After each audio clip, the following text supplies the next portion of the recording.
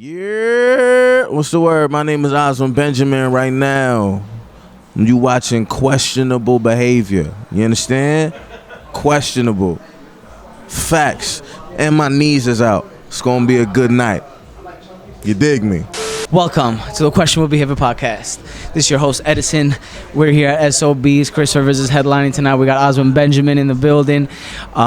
Please don't forget to follow us on Instagram at _QBPC. Give us 5 stars on iTunes, Stitcher, and everywhere they got stars. 1, 2, 3, 4, 5th. All right. And then also subscribe on YouTube. The button is somewhere.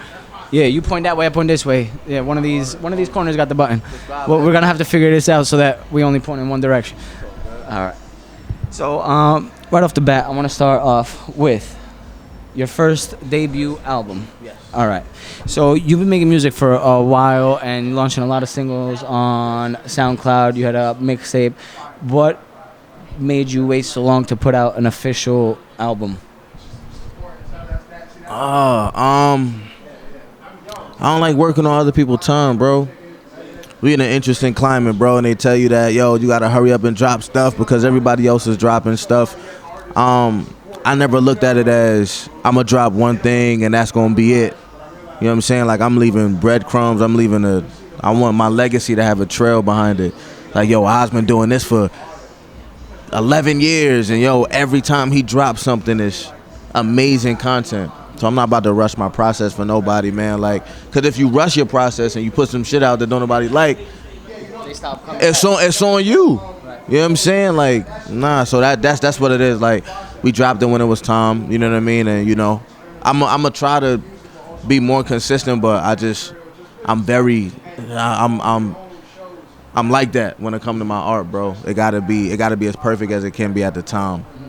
But at the same time, like personally, I feel like up-and-coming artists sometimes launch great music, but because it takes a while until like the real followers and stuff like that comes, if you do keep just creating and launching stuff, your projects get forgotten. You know what I mean? Where it's like, you know, there's something that really 2 years ago you might have dropped and it's still relevant today, but now people don't pay attention anymore because you keep putting out music. So what do you feel about like that pressure an artist gets? Because normally the moment you launch a track, people listen to it and then already are like, when's the next one coming? That pressure, that's something I used to feel before. And now it's just like, I get little glimpses of it, but then like I realize like, yo, it really only take one person for real to really hear your joint and it's over. Like the City Girls, that Act Up song was out, 6 months before everybody found out? You know what I'm saying? Like Bryson Tiller album was out for 2 years before it started really moving like that. You know what I'm saying? Like LMA, Boot Up, it was out for a year. Yeah. So it's just like, yo, when it's time for people to find the music, they will. So ain't no pressure now, man. Like I'm not gonna take forever. Right. I'm not gonna detox and shit, but you know what I'm saying? Like I'm a put out more music, but it's not until it feel right to me. You know what I mean? Yeah. So you had previously, earlier in your career, you basically took a leap of faith for your musical career, quit your day job without really a plan. You've said in your lyrics that you wouldn't be an artist if it wasn't for the struggle. So tell me about like that time period, and you know, just taking that leap of like, now I don't have a steady income and I have to figure it out, because without an income, clearly you don't have studio time, you don't have tracks, you don't have, you know, nothing that you need as essentially for an artist. So tell me about like during that time period and how you managed to push yourself even harder to make a career out of yourself so you don't have to go back to work. And just keep the mic like a little bit away when you talk. So I didn't quit, I got fired. That was the first thing. You know what I mean? And at that time, bro, I was fortunate that I was around people that believed in me enough that I didn't have to pay for studio time. You know what I mean? Like, when I was working, like, I don't know, man, like, God really messed with me. Like, that's really my nigga. So I've been in certain situations where things just happen to move around so that I could create the art that I want to, like, you know what I mean? Like, when I was living in Newburgh, upstate, I worked at a spot called All Saints. And my managers they would close the break room so that I could go in there and record music, send everybody to the food court so I could get music done. Like, you know what I mean? Like, my best friend, his name was Tyler Busher, like, he was a producer and he had all the equipment needed to record songs. So even if they wasn't the best quality, I was around it. You know what I mean? So I didn't have to, I was fortunate that the people that were around at the time, they loved the music as much as I did, and they believed in me enough to know that, you know what I'm saying? Like, we don't need bread right now. Just you keep doing what you're doing. You know what I mean? So that's how I maneuvered. You know what I mean? And with unemployment coming in, we would use that money to pay for whatever slots we had to get on for shows and shit like that. But it was a interesting time. Yeah. Interesting time. Would you say that time and that struggle has, built your, like, has helped you build your music even better? Because, a lot of times the artists, they lean on the struggle that they've been through for their music. And that usually makes you come out with even more heartfelt and kind of music that connects to the people. Yesterday, I just saw your performance yesterday at Rough Trade, and you have that song for mainly for creatives. You give a little speech right before that, and when you're listening to the song, even coming from someone like me who does a podcast, you still go through the same type of struggles. So tell me about how you bring that out in your music, your struggles, your early struggles as an artist before you can get on these shows where you had to pay for it. How did that help you build your music today? I feel like, does he need keys? Yeah, I still doing keys or not? Yeah, we still doing keys. I think he's bringing them though. He's gonna bring it, so we gotta set it up there during the show. All right. Cool. Yeah, but my I was about to say something. he's about to go crazy. Let me hear the question one more time. The question was, damn, I forgot the question, bro, because I'm like great on the moment. No, I'm fine. No, I'm talking about like your early struggles. How does, since artists use their early struggles to kind of bring out more heartfelt music, how do you use that in your music? We were just talking about the song for the creative, No Pressure, I think it's called. That really, if you're a creative in any field, you can listen to that song. It could help you pass that roadblock that you're feeling. So tell me about like how your struggles have helped you portray that in your music. Struggle, it's tricky. It's real tricky, bro, because people will get so caught up in talking about struggle that when they get to a spot where they're not struggling no more, they revert back to that because that's what got them the fans in the first place. Me, it wasn't difficult for me to talk about struggle because that's where I was. You know what I mean? So I was just like, yo, I don't ever want to fake the funk when I'm on stage. I don't want to fake the funk while I'm recording. So I literally just documented what was going on around me at the time.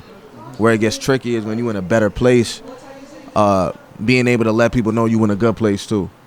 You know what I mean? I think that was, since you're talking about struggle, that's been the biggest struggle for me.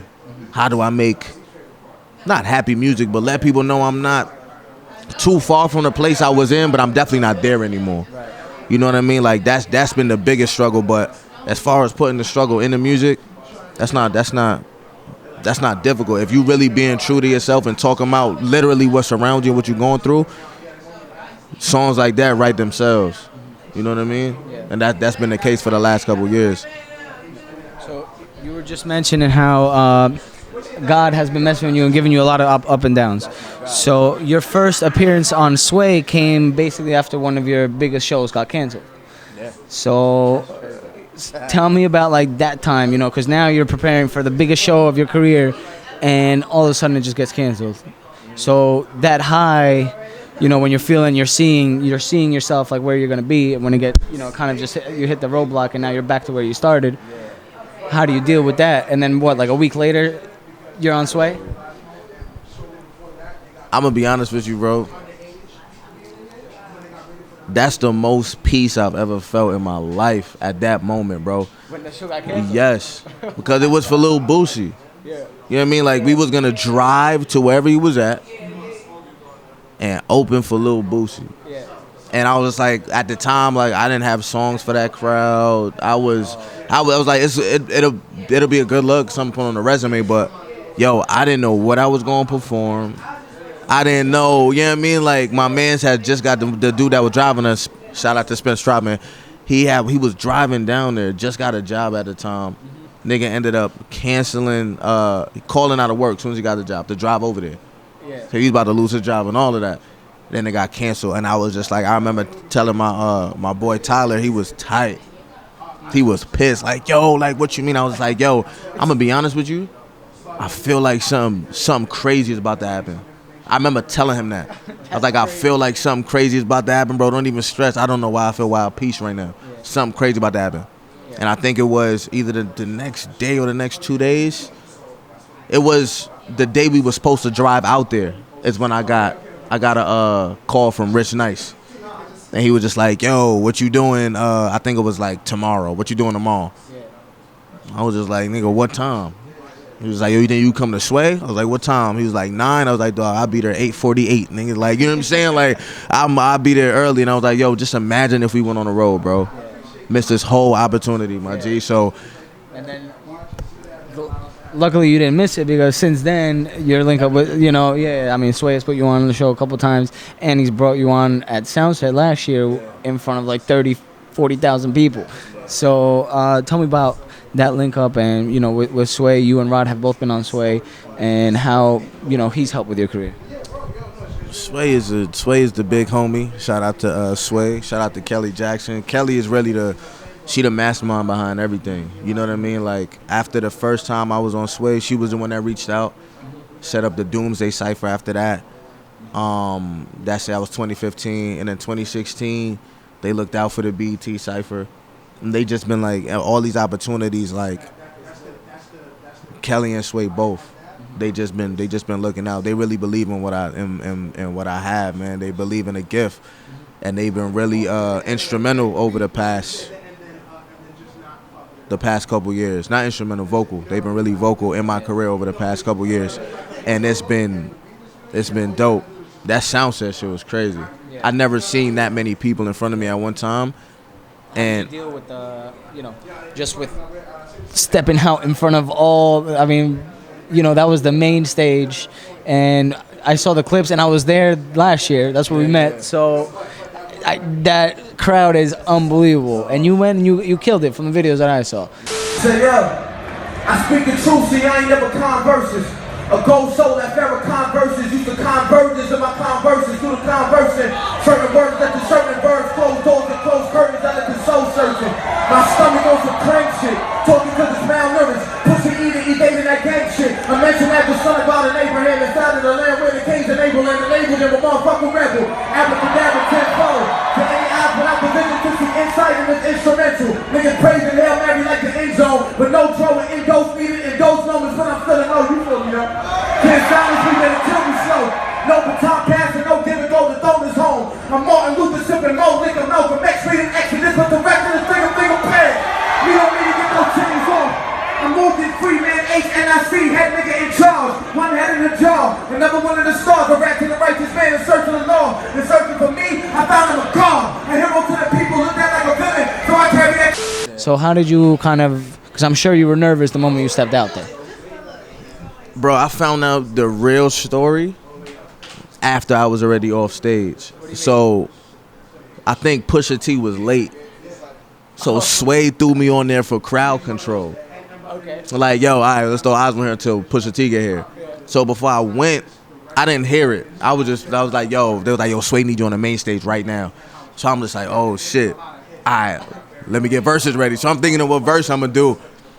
And I rapped the verse. Everybody was fucking with it. And when I seen all of them people rocking with me off of a acapella, I was just like, oh shit. So I had my one verse. I was just like, bet, yeah, body this shit, I'm ready to go. So he was just like, everybody got one good verse. Do we got two? I was like, oh shit. I was like, shit. Yeah, I got two verses. You know what I mean? Yeah. Ended up rapping the second verse. Humble came on, because that's the song that was popping at the time. Humble came on, and the beat dropped, and I was just like, yo, it was like a split second. I was like, yo, I can either speed this verse up or slow it down to match the tempo of the shit. I made an executive decision to speed the verse up, and everybody started going crazy. And I was just like, yo, yeah. I was just like, oh, this is crazy. I was like, let me get out of here before I fuck this up. But I looked, I'm just like, yeah. I was like, yo, everybody was really fucking with jumping up and down. Niggas was throwing beach balls in the crowd and all that. And I got off stage and was just like, yo. So he was like, yo, bro, that was different. And then after that, somebody had texted me. She was like, yo, it's crazy that you did that and nobody wanted to see you. Nobody was fucking with you. They was on some like, we want Pusha, we want But I didn't hear that on the way over there. So I was just like, yo, I dead went in there for crowd control, bro. And I had no clue. And there was I wish I still had the vid. There was somebody in the crowd when Sway was just like, yeah, you know, Oswin Benjamin about to come on stage. There was one dude, he was like, who the fuck is Oswin Benjamin? And we don't give a fuck. We want Pusha T. I was just like, oh shit. I think if I would have heard that, it would have affected my performance a little bit. Just a little bit. Hearing that from 30,000 people, yeah, it'll fuck me up. But yeah, that's a little bit. You know what I'm saying? So going from there, Styles P said that you are the artist of the future. All right, and he's clapping in the background, Chris Rivers. Yeah, you know, you're lucky he wasn't here the whole time interrupting. You know. That would have been Sorry, so.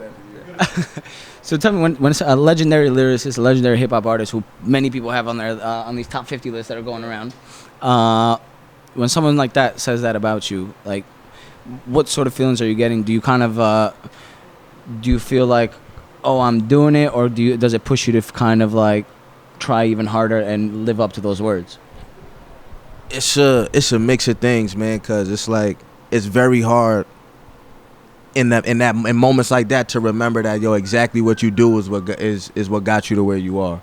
So you don't have to be anything more or less than exactly who you are.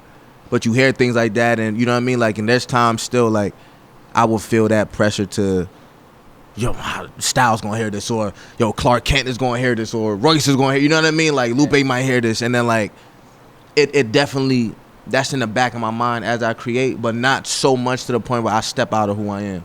You know what I mean? Like, yo, they mess with me for being who I am and making the music that I make.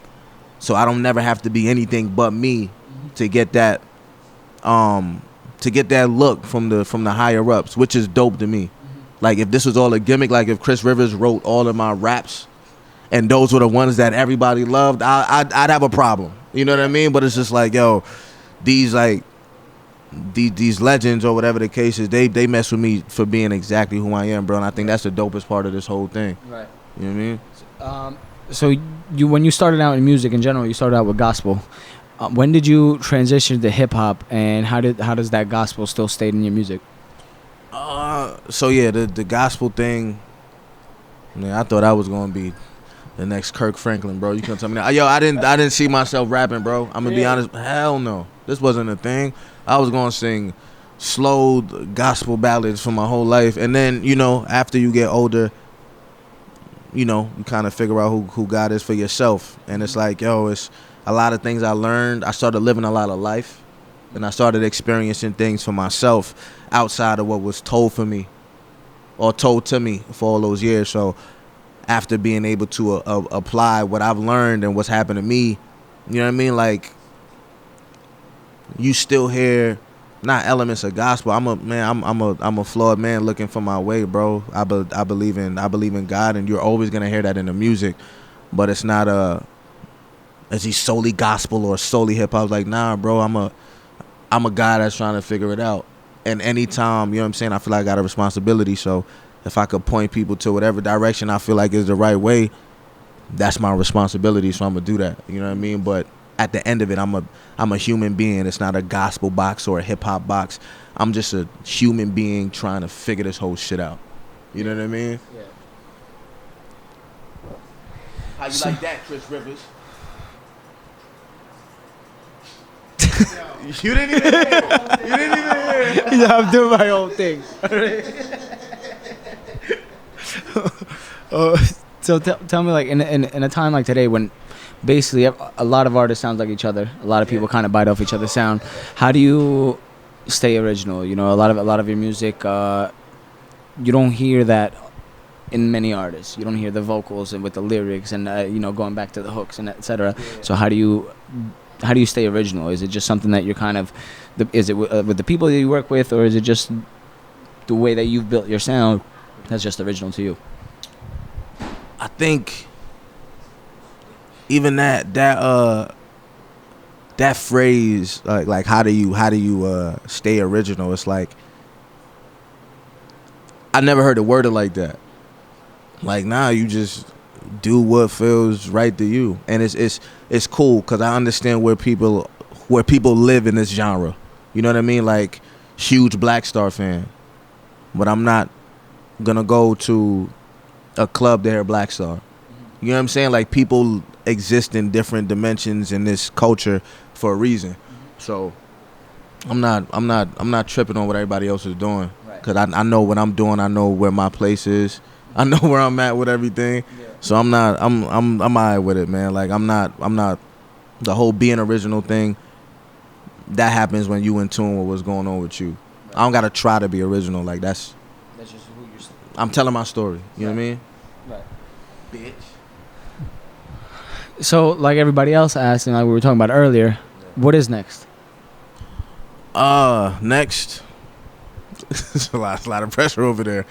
I got I made a debut in a movie that's coming in 2020. Shout out to Rada Blank and Lena Waithe. What was your role? I was a producer in the film. It was a. Oh my God. A lead. Yeah. Oh, if I knew, I would have brought something to sign, or sign. You want to sign like my shirt or something. Lead role actor. Yeah. He was talking about keys earlier, producing. Oswin Benjamin is a full package. I am not a producer, for the record, but I will be. So yeah, that's happening 2020.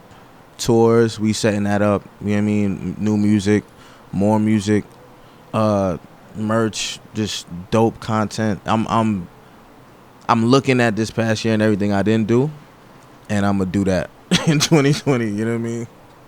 All this shit I didn't do. All right. So just before we end the interview, you mentioned Clark Kent earlier, and that's someone that kind of, he said that when he looks at you, the same feelings he had for Jay-Z back in the day, he has when he looks at you. So how do you take something a compliment like that in from, you're talking about Jay-Z? I don't have to say more. How do you let that not really go in over your head and all that? We got Avery in the building. Wow. Yo, I'm glad you here, my G. So, by the way, Avery in the building. Rod, the producer's here, and Avery's here. Both of them just pulled up at the same time. You know what I mean? You know what I mean? Yo, bro. You know what I'm saying? So, yeah, hearing something like that, humbling. At that time, like, hearing that from Clark, bro, like, he was right with Hov throughout our favorite periods of music. Yeah. So to hear something like that, it was, Someone that was so close. my body went in shock. You know what I'm saying? Yeah. I caught a mini seizure. And then I came back. When I came back, all the colors in the room was gray. Coming back. Yeah, when I came back from the seizure, everything was gray. Yeah. And then but that was one of the illest things I could have heard. And for an artist who suffers with, self-esteem and wondering if he's enough and stuff like that, to hear that, it was the confirmation I needed to let me know that I was on the right track. Right. You know what I mean? So one of the illest things I've ever heard in my life. So, last but not least, everybody make sure to follow, check out Oswin Benjamin. Follow him on all platforms. You can hear his music everywhere. Just Google him and you'll find his music. And his dance moves, we'll try to edit those out for your pleasure. But tell everybody, where to check you out, where to check out your music, and when they can come see you live next. Got you. You could check out everything at Oswin Benjamin, OSWINBENJAMIN, on MySpace, Napster, Black Planet, Black People Meet. You know what I'm saying? Christian Mingle, Oswin Benjamin on everything. You know what I'm saying? Word. And next, as soon as I know, I'll let y'all know. You dig? All right, give me the mic back. Let's face the camera to the important person of the show. And With that being said, ladies and gentlemen, don't forget to subscribe to our YouTube channel. Give us 5 stars on iTunes, Stitcher, and all podcast apps. And tell your friend to tell a friend to tell a friend. All right.